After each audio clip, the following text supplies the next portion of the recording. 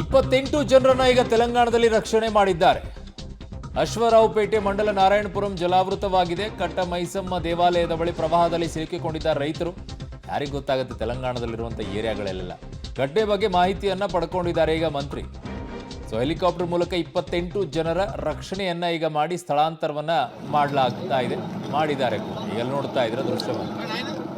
ಈ ರೀತಿ ಆಗಬಾರದು ಪರಿಸ್ಥಿತಿ ನಮ್ಮದಲ್ಲೂ ಕೂಡ ಅಂತಂದ್ರೆ ಯಾರು ದಯವಿಟ್ಟು ರೆಡ್ ಅಲರ್ಟ್ ಇರುವಂತ ಜಾಗಗಳಿಗೆಲ್ಲ ಆಚೆ ಹೋಗಬೇಡಿ. ಪರಿಸ್ಥಿತಿ ಹಿಂಗ ಆಗ್ಬಿಡುತ್ತೆ. ಆಮೇಲೆ ಕೈಗೆ ಬಂತು ಬಾಯಿಗೆ ಬರೋದಿಲ್ಲ, ಹಂಗಾಗ್ಬಿಡುತ್ತೆ. ಆಮೇಲೆ ಒದ್ದಾಡ್ಕೊಂಡು ಕೂತ್ಕೊಳ್ಬೇಕು. ನೋಡಿ ಅಲ್ಲಿ ಪಾಪ 28 ಜನರನ್ನು ರಕ್ಷಣೆ ಮಾಡಿದ್ದಾರೆ ಈಗ ಹೆಲಿಕಾಪ್ಟರ್ ಮೂಲಕ. ಆ ಹೆಲಿಕಾಪ್ಟರ್ ಅಲ್ಲಿ ಪೈಲಟ್ ಇರೋರ್ಗೆ ಅವ್ರಿಗೂ ಕುಟುಂಬ ಇರೋದಿಲ್ವಾ? ಪಾಪ ಇಲ್ಲಿ ಸಿಕ್ಕಾಕೊಂಡಿರೋರ್ನ ಈಗ ರಕ್ಷಣೆ ಮಾಡಿದ್ದಾರೆ. ಇವ್ರೆಲ್ಲಿ ಹೋಗಿದ್ರು, ಏನು ಮಾಡಿದ್ರು, ಯಾಕೆ ಸಿಕ್ಕಾಕೊಂಡಿದ್ರು?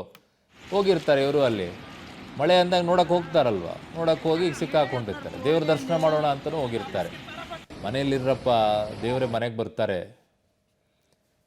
ಗ್ರೇಟ್ ಆಪರೇಷನನ್ನು ಮಾಡ್ತಾರೆ ಪಾಪ. ಅವ್ರು ಏನು ಮಾಡ್ಬೇಕೀಗ? ಅವ್ರ ಡ್ಯೂಟಿನೇ ಅದು. ಇಂಥ ಸಮಸ್ಯೆಗಳು ಬಂದಾಗ ರಕ್ಷಣೆ ಮಾಡ್ಕೊಂಡು ಕರ್ಕೊಂಡು ಬರುವಂಥ ಕೆಲಸ. ಕೆಲವು ಕಡೆಗಳಲ್ಲಿ ಬೇಕು ಅಂತಲೇ ಇಂಥವುಗಳನ್ನ ಸೃಷ್ಟಿ ಮಾಡ್ಕೊಂಡು ಬಿಡ್ತಾರೆ ಜನ.